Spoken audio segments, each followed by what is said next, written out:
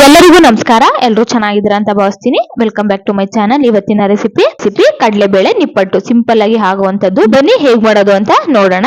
ಮೊದ್ಲಿಗೆ ಇವಾಗ ನಾನು ಒಂದು ಬೌಲ್ ನ ಇಟ್ಕೊಂಡಿದೀನಿ. ಇದಕ್ಕೆ ಒಂದು 1/4 ಕಪ್ ಅಷ್ಟು ಕಡಲೆಬೇಳೆನ ಹಾಕೊಂಡು ಒಂದ್ಸಲ ಚೆನ್ನಾಗಿ ವಾಶ್ ಮಾಡ್ಕೊಂಡು ಸ್ವಲ್ಪ ನೀರನ್ನ ಹಾಕಿ ಒಂದ್ 1/4 ಗಂಟೆ ನೆನೆಯೋದಿಕ್ಕೆ ಬಿಟ್ಬಿಡೋಣ. ಒಂದ್ ಮಿಕ್ಸಿ ಜಾರ್ಗೆ ನಾನು ಇವಾಗ ಒಂದ್ 6 ಹಸಿರು ಮೆಣಸಿನಕಾಯಿನ ಹಾಕೊಂಡಿದೀನಿ. ಮತ್ತೆ ಒಂದ್ 2 ಇಂಚಷ್ಟು ಶುಂಠಿ, ಒಂದ್ 6 ಬೆಳ್ಳುಳ್ಳಿ, ಮತ್ತೆ ಸ್ವಲ್ಪ ಕರಿಬೇವಿನ ಸೊಪ್ಪನ್ನ ಹಾಕೊಂಡು ನೀರ್ ಹಾಕೊಳ್ದಲೆ ನಾವ್ ಈ ರೀತಿಯಾಗಿ ತರ್ತರಿಯಾಗಿ ರುಬ್ಬಿಟ್ಕೊಳ್ಳಿ. ಇದನ್ನ ಒಂದ್ ಸೈಡ್ಗೆ ಎತ್ತಿಟ್ಕೊಳ್ಳೋಣ. ಇವಾಗ ಒಂದು ಪಾತ್ರೆನ ಇಟ್ಕೊಂಡಿದೀನಿ. ಇದಕ್ಕೆ ಒಂದ್ 1/2 kg ಅಷ್ಟು ಅಕ್ಕಿ ಹಿಟ್ಟನ್ನ ಹಾಕೋತಾ ಇದೀನಿ. ಹಾಕೊಂಡಿದ್ದಕ್ಕೆ ಒಂದು 1/4 ಕಪ್ ಅಷ್ಟು ಬೆಣ್ಣೆನ ಹಾಕೋತಾ ಇದೀನಿ. ನೀವು ಬೆಣ್ಣೆ ಇಲ್ಲ ಅಂತಂದ್ರೆ ಸ್ವಲ್ಪ ಎಣ್ಣೆನೆ ಬಿಸಿ ಮಾಡಿ ಹಾಕೋಬೇಕಾಗುತ್ತೆ. ಬೆಣ್ಣೆ ಇದ್ರೆ ಬೆಣ್ಣೆನೆ ಹಾಕೊಳ್ಳಿ, ಚೆನ್ನಾಗಿ ಸಾಫ್ಟ್ ಆಗಿ ಬರುತ್ತೆ. ಹಾಕೊಂಡು ಚೆನ್ನಾಗಿ ಕಲ್ಸ್ಕೋಬೇಕಾಗುತ್ತೆ. ನಾವು ಬೆಣ್ಣೆನ ಹಿಟ್ಟು ಜೊತೆಗೆ ಚೆನ್ನಾಗಿ ನಾದ್ಕೋಬೇಕಾಗುತ್ತೆ. ಮೊದ್ಲಿಗೆ ನಾವು ಈ ರೀತಿ ಉಂಡೆ ಕಟ್ಟಿದ್ರೆ ಉಂಡೆ ಆಗ್ಬೇಕು, ಅಲ್ಲಿ ತನಕ ಚೆನ್ನಾಗಿ ಕಿವುಚ್ಕೊಂಡು ಕಲ್ಸ್ಕೋಬೇಕಾಗುತ್ತೆ. ಇದಕ್ಕೆ ಇವಾಗ ಒಂದ್ 2 ಟೇಬಲ್ ಸ್ಪೂನ್ ಅಷ್ಟು ಬಿಳಿ ಎಳ್ಳನ್ನ ಹಾಕೋತಾ ಇದೀನಿ. ಇದ್ರೆ ಹಾಕೊಳ್ಳಿ, ಇಲ್ಲ ಸ್ಕಿಪ್ ಕೂಡ ಮಾಡ್ಬೋದು.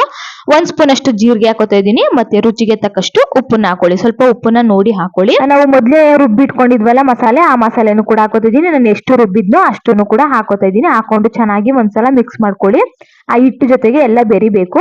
ಇದಾದ್ಮೇಲೆ ಇವಾಗ ಇದಕ್ಕೆ ಸ್ವಲ್ಪ ಕರಿಬೇವಿನ ಸೊಪ್ಪನ್ನ ಕಟ್ ಮಾಡಿ ಹಾಕೋತಾ ಇದೀನಿ. ಕರಿಬೇವಿನ ಸೊಪ್ಪು ಹಾಕೋದ್ರಿಂದ ಒಂಥರ ಕ್ರಿಸ್ಪಿಯಾಗಿ ಚೆನ್ನಾಗಿ ಬರುತ್ತೆ ಅಂತ ಹೇಳಿ.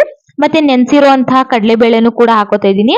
ಹಾಕೊಂಡು ಇದಕ್ಕೆ ಸ್ವಲ್ಪ ಅರಿಶಿನ ಪೌಡರ್ನ ಹಾಕೋತಾ ಇದೀನಿ. ಹಾಕೊಂಡು ಕೈಯಲ್ಲೇ ಚೆನ್ನಾಗಿ ಕಲ್ಸ್ಕೊಳ್ಳಿ. ಮೊದ್ಲಿಗೆ ನಾವು ಚೆನ್ನಾಗಿ ಕಲ್ಸ್ಕೋಬೇಕು. ಒಂದಕ್ಕೊಂದು ಬೆರ್ತಾದ್ಮೇಲೆ ಸ್ವಲ್ಪ ಬಿಸಿ ನೀರ್ನ ಹಾಕೊಂಡು, ಅಂದ್ರೆ ಬಿಸಿ ನೀರ್ನ ಸ್ವಲ್ಪ ಸ್ವಲ್ಪ ಹಾಕೊಂಡು ಕಲ್ಸ್ಕೊಳ್ಳಿ. ಒಂದೇ ಸಲ ಬಿಸಿನೀರ್ನ ಹುಯ್ಕೊಂಡು ಕಲ್ಸೋದಿಕ್ ಹೋಗ್ಬೇಡಿ, ತೆಳುವಾಗ್ಬಿಡುತ್ತೆ.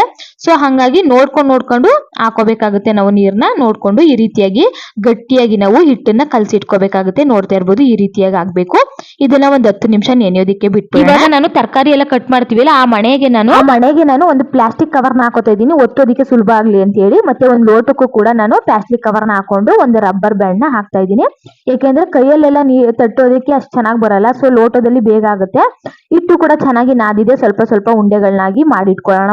ಮೊದ್ಲಿಗೆ ನಾವು ಉಂಡೆಗಳನ್ನ ಮಾಡಿಟ್ಕೊಬಿಟ್ರೆ ನಿಪ್ಪಟ್ನ ಬೇಗನೆ ತಟ್ಟು ಹಾಕೋಬಹುದು. ತೋರಿಸ್ತೀನಿ ಆ ಮೆಥಡ್ ಹೇಗೆ ಅಂತ ಹೇಳಿ. ನೋಡಿ, ಉಂಡೆ ಎಲ್ಲ ಮಾಡಿಟ್ಕೊಂಡಾಗಿದೆ. ಒಂದು ಉಂಡೆನ ಈ ರೀತಿ ಇಟ್ಕೊಂಡು ಮೇಲ್ಗಡೆ ಪ್ರೆಸ್ ಮಾಡಿದ್ರೆ ಲೋಟದಿಂದ ನೋಡ್ತಾ ಇರ್ಬೋದು ಎಷ್ಟು ಚೆನ್ನಾಗಿ ಬರ್ತಾ ಇದೆ ಅಂತ ಹೇಳಿ. ನೀವು ತೆಳು ಬೇಕಂದ್ರೆ ತೆಳುವಾಗಿ ಒತ್ಕೋಬಹುದು, ಇಲ್ಲ ಸ್ವಲ್ಪ ಮೀಡಿಯಂ ಆಗಿ ಬೇಕಂದ್ರೆ ಮೀಡಿಯಂ ಆಗಿ ಕೂಡ ಈ ರೀತಿಯಾಗಿ ತಡ್ಕೋಬಹುದು. ಸುಲಭವಾಗಿ ಮಾಡ್ಕೋಬಹುದು. ನೋಡ್ತಾ ಇರ್ಬೋದು, ಎಲ್ಲಾ ನಿಪ್ಪಟ್ನು ಒತ್ತಿಟ್ಕೊಂಡಿದೀನಿ. ಇವಾಗ ಎಣ್ಣೆ ಕೂಡ ಚೆನ್ನಾಗಿ ಕಾದಿದೆ. ನಾವು ಎಣ್ಣೆ ಕಾದ್ಮೇಲೆನೆ ನಿಪ್ಪಟ್ನ ಎಣ್ಣೆಗೆ ಬಿಟ್ಕೋಬೇಕು. ಇಲ್ಲಾಂದ್ರೆ ಎಣ್ಣೆ ಕಾದಿಲ್ಲ ಅಂದ್ರೆ ನಿಪ್ಪಟ್ಟು ತುಂಬಾ ಎಣ್ಣೆ ಕುಡಿದು ಬಿಡುತ್ತೆ.